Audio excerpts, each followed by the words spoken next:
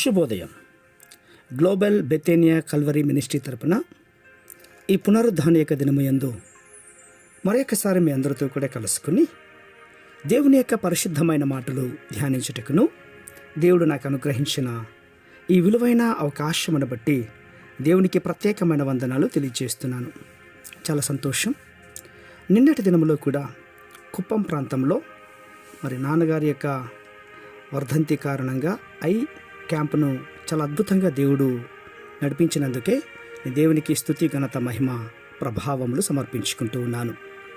ఈరోజు కూడా పరిశుద్ధమైనటువంటి వేద గ్రంథములో నుండి మరి యొక్క చక్కటి మాటను చదువుకుందాం.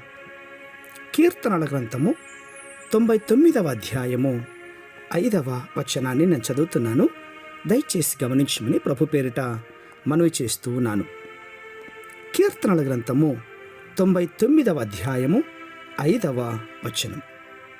మన దేవుడైన యెహోవాను ఘనపరచుడి, ఆయన పాదపీఠము ఎదుట సాగిలపడుడి, ఆయన పరిశుద్ధుడు. దేవునికి స్తోత్రం కలుగునిగాక. ప్రియులారా, దీనికి అనుగుణమైనటువంటి మరొక మాటను కూడా చదువుతాను ఈరోజు. ద్వితీయోపదేశ కాండము 30వ అధ్యాయము 19, 20 వచనాలు చాలా స్పష్టమైనటువంటి మాటలు లిఖించబడి ఉన్నాయి. మరలా మాటలు చదువుతాను, దయచేసి గమనించండి.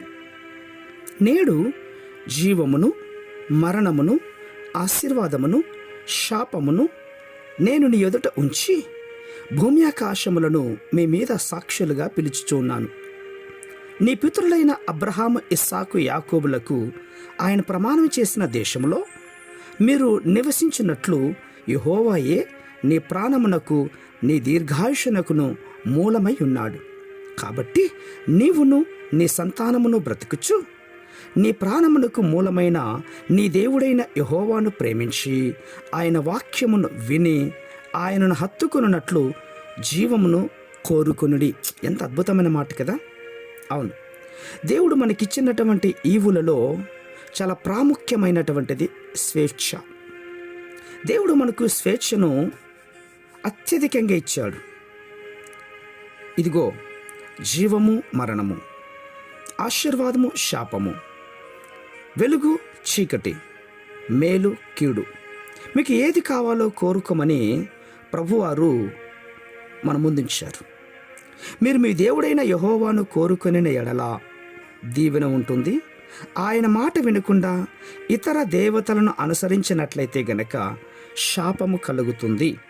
కాబట్టి జీవమును కోరుకొనండి అని ఈ ద్వితీయోపదేశ కాండంలో మనకు ఒక సలహా ఇస్తున్నాడు. ప్రియులారా, అయినా కూడా మనుషులు మంచిదైనటువంటిది వెలుగును కోరుకొనకుండా చీకటిలో ఉండడానికి ఇష్టపడ్డాడు. కారణం ఏంటో తెలుసా?